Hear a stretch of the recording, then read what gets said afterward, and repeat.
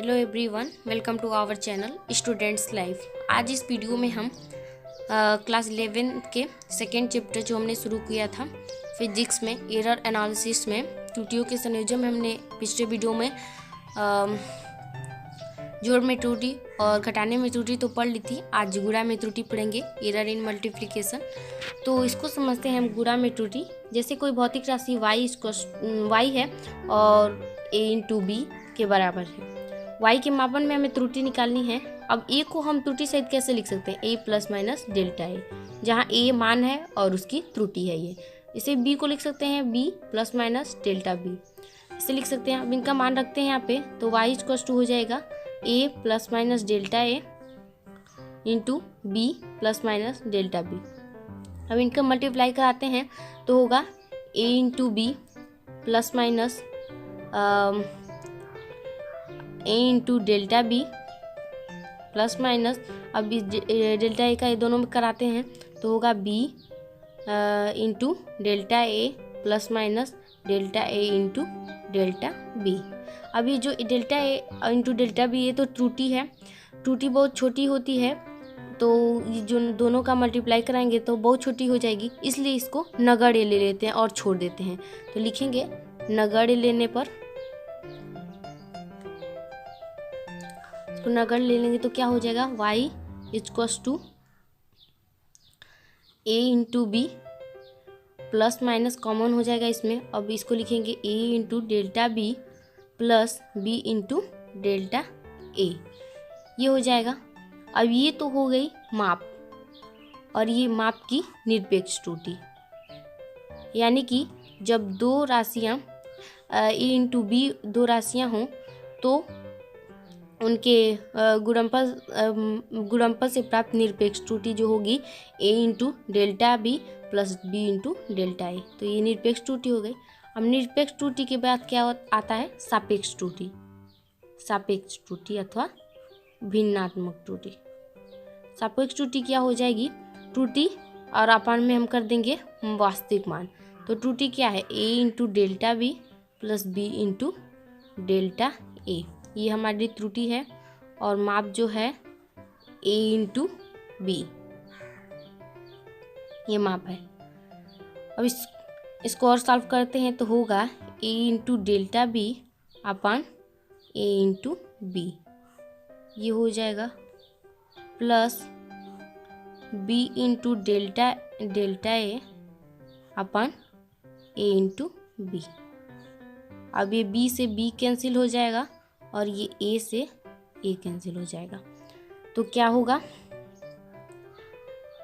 Delta b upon B plus delta a upon ए, इसको हम ऐसे लिख सकते हैं delta a upon a plus delta b upon B. ये हमारी सापेक्ष त्रुटि हो गई। अब क्या होता है? प्रसर त्रुटि। तो प्रसर त्रुटि क्या होता है? सापेक्ष त्रुटि में 100 से मल्टीप्लाई कर देंगे तो होगा delta a upon a plus delta b upon B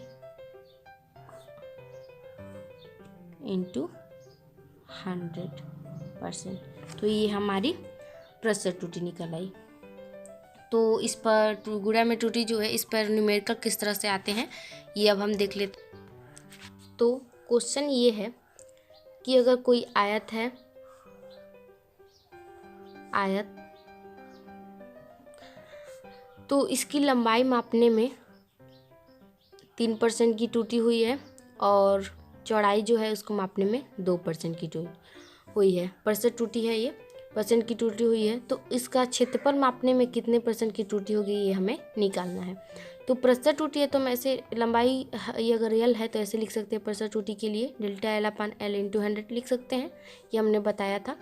सापेक्ष त्रुटि में 100 से मल्टीप्लाई कर देंगे तो ये भिन्नात्मक वो प्रसर त्रुटि निकल आती है। तो ये 3% दिया हुआ है इसका मान।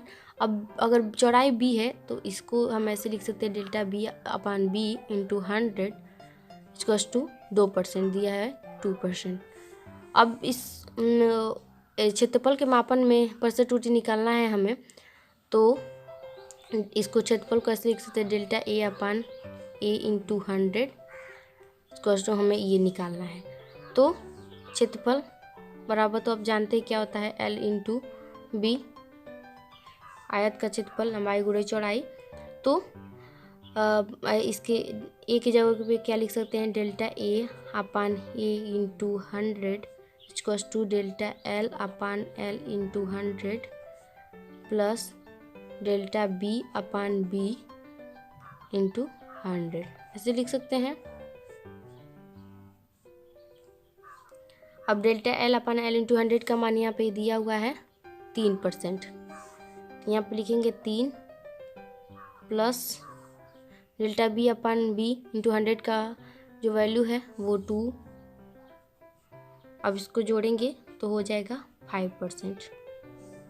डेल्टा ए होगा अपान ए इंटू 100 का क्या मान आया, 5%। तो ये आंसर हो जाएगा। तो इस प्रकार से इस पर क्वेश्चन आते हैं। तो अब अगली टॉपिक हम देखते हैं, भाग में त्रुटि क्या होती है।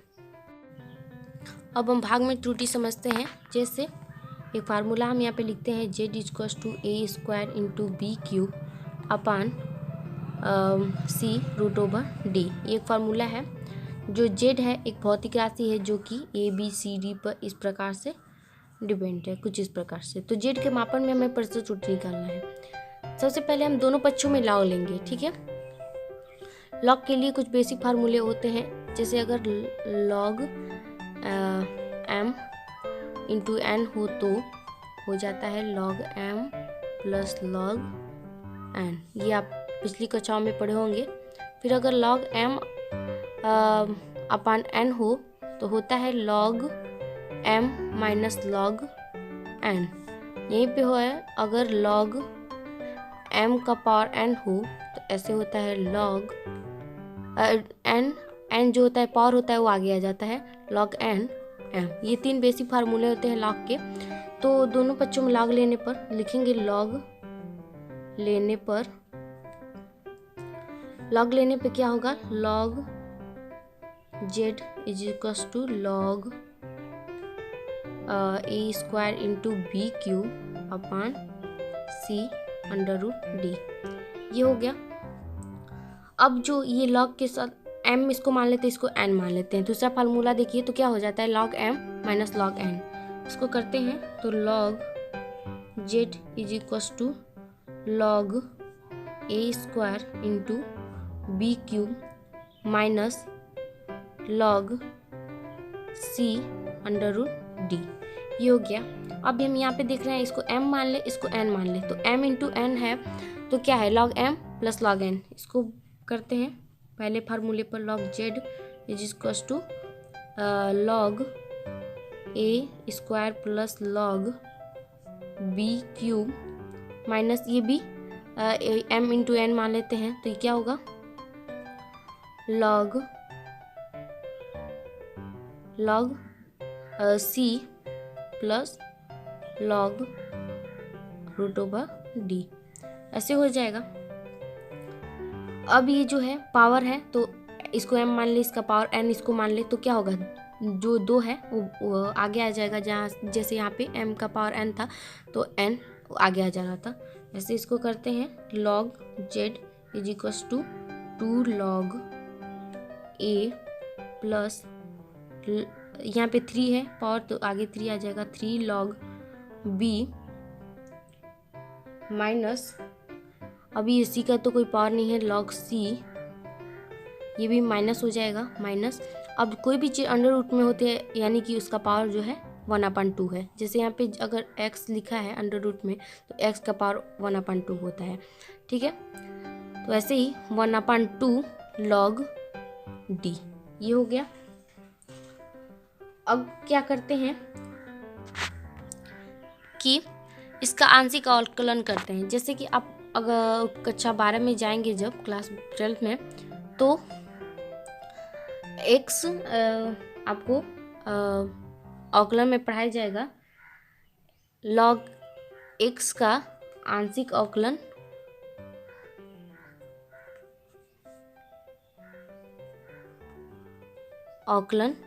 जो होता है डेल्टा x अपान x होता है। ये कक्षा 12 में पढ़ाया जाता है मैथ में। तो इसका आंशिक अवकलन हम करेंगे दोनों पक्षों का। तो यहाँ पे लिखते हैं आंशिक अवकलन करने पर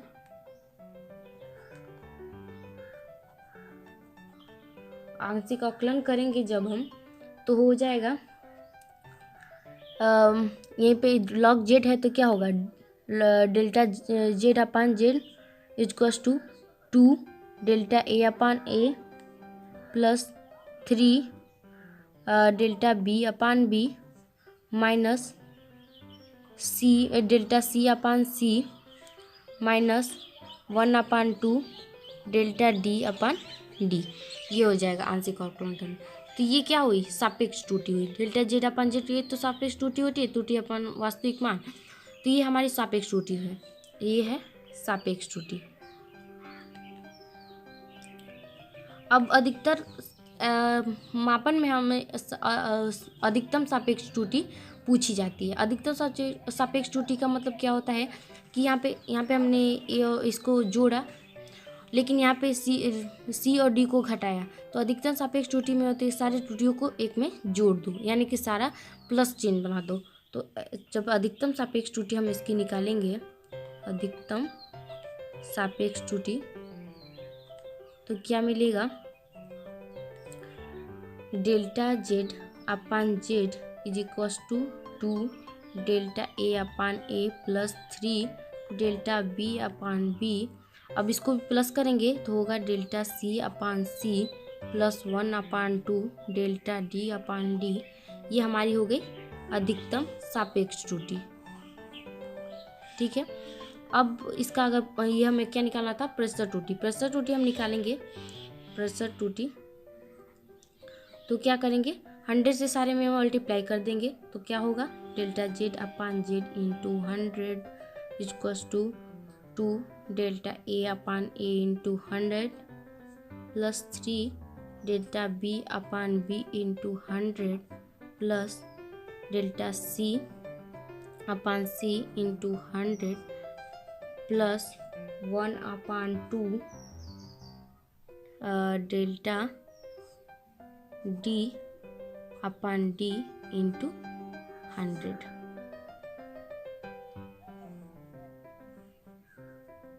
ऐसे हो जाएगा।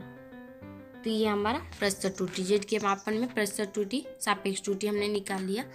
तो इस प्रकार से भागफल में त्रुटि निकाला जाता है। तो इस पर जो न्यूमेरिकल है वो हम आगे वीडियो में देखेंगे। तब तक इस वीडियो में इतना ही। इसे आप अच्छे से समझें और वीडियो को अगर पसंद हो तो लाइक करें, शेयर करें और चैनल को सब्सक्राइब भी करें, ताकि जो भी नए वीडियो अपलोड किए जाएं आप तक सबसे पहले पहुँचे और आपका उसका फ़ायदा ले सकें। Thank you.